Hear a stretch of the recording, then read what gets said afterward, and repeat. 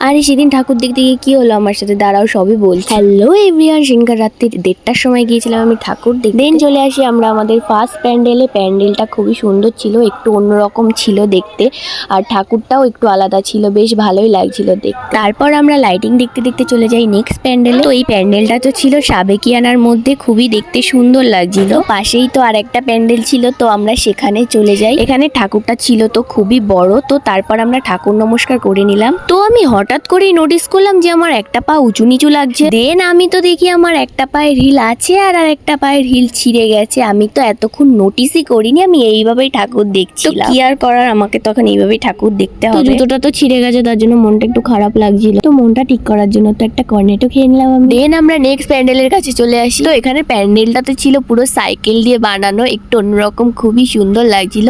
তো এইভাবেই তো কখন রাত্রি 4:30 বেজে গেল আমরা বুঝতেই পারলাম না। তো এখন আমরা বাড়ি যাই। টাটা, বাই বাই সবাইকে।